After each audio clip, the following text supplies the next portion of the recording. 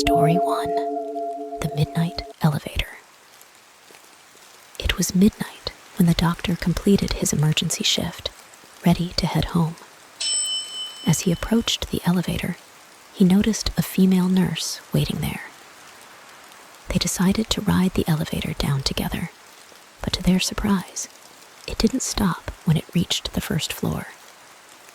It continued its descent. When the elevator finally reached the B3 level, the doors opened, revealing a small girl standing before them. She kept her head down and quietly asked if she could ride the elevator. Alarmed, the doctor quickly closed the elevator doors, leaving the nurse puzzled. "Why didn't you let her in?" she asked. The doctor replied nervously. "B3 is our hospital's morgue. Each corpse in the hospital has a red ribbon tied to its right hand. I saw a red ribbon on her right hand." The nurse's face turned pale as she slowly extended her right hand, an eerie smile crossing her face as she whispered, "Do you mean a red ribbon like this?" Story 2.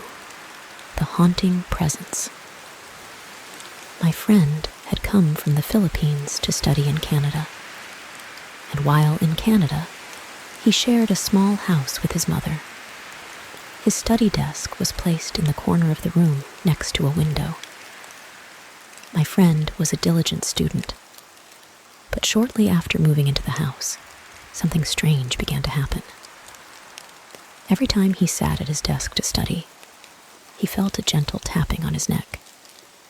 Initially, he dismissed it as mere sensitivity, but as time passed, the sensation persisted. Whenever he sat at his desk, something would lightly brush against his neck. Oddly, this sensation vanished as soon as he left the desk. He finally confided in his mother about this eerie occurrence. His mother, being a highly superstitious person, consulted a well-known fortune teller who suggested that many things invisible to the naked eye could be captured by a camera. She advised my friend to take a photo the next time he felt the strange touch, believing it might unravel the mystery. My friend, torn between belief and skepticism, returned home. As he resumed studying at his desk, the strange sensation returned. His mother acted swiftly, taking a photo of him before rushing to develop it at a nearby photography studio. When they received the developed photograph, both of them turned pale with fear. The picture showed my friend at his desk, with a pair of feet suspended in midair next to him. It became chillingly clear that what my friend had been feeling all along were the swaying feet of a person who had hanged themselves. Those swaying feet had been lightly brushing against his neck every single day. Story 3. I lived in a bizarre little house as a child. It was incredibly tall and thin, like an attached house except freestanding, with 3 floors, a basement, and an attic. It was full of quirks, such as 2 fully functional fireplaces, a shower stall in the center of the basement, a backyard so small that you could not take 5 paces without hitting the fence, and an old-timey rope-pulled dumbwaiter that led from the kitchen to my bedroom. I loved that weird little place, but unfortunately, it was incredibly old, and half of its charm was the fact that it seemed to have been designed by an inarticulate conclave of lunatics, and eventually, the repair costs exceeded what my parents were willing to sink into it, and we had to move.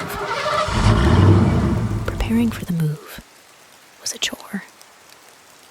I packed most of my stuff myself, and I had taken to throwing stuff down the dumbwaiter and shoving all my clothes so thickly in my closet that they became a single, solid brick of fabric.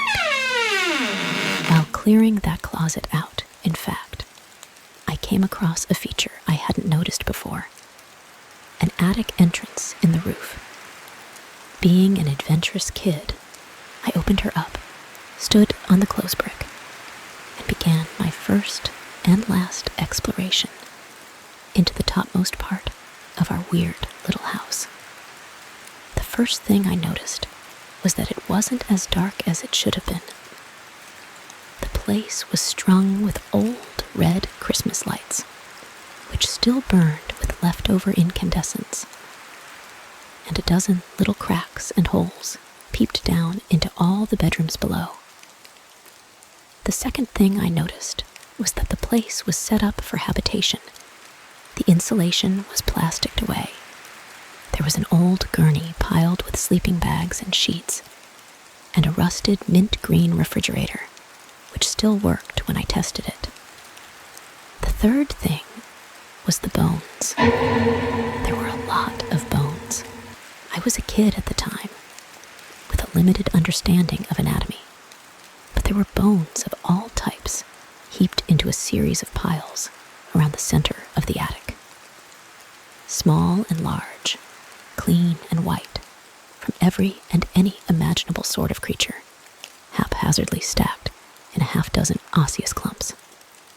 2 of them were blackened, as if someone had tried to burn them, and the walls nearest those blackened piles were scrawled in dark bone char messages. Mostly, they were just smears, but the word "sorry" appeared more than once.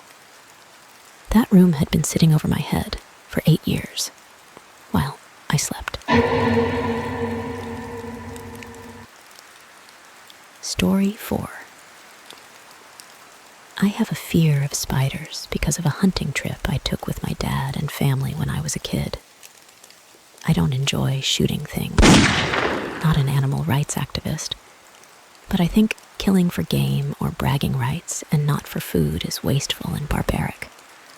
I had brought my Game Boy, and they stationed me at one of the ground blinds, so I could use the radio to tell the others if I saw any deer headed their way.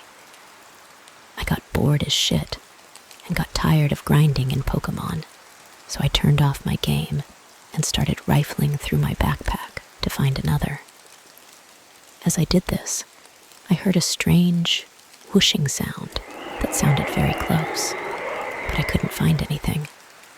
I walked around outside the blind, and as I came around the backside, I saw that the entire outer wall was covered in a mass of interlinked daddy long leg spiders.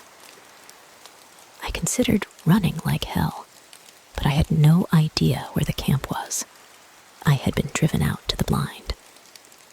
My solution was to use my can of off and the lighter from my backpack to blowtorch all the spiders off. Because stupid, that's why. The plan backfired because I made the mistake of standing downwind of the spiders. The second the fire hit them, they all let go and flew at me. The entire wall of them, flaming, flying spiders.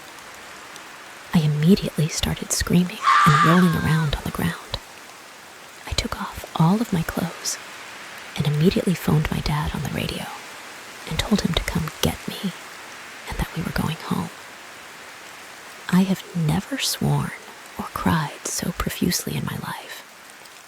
I eventually went through therapy regarding this event, and now I just hate spiders in general and prefer not to be around them. Those scary stories were pretty good. Can you guess which ones are fiction and which are true accounts?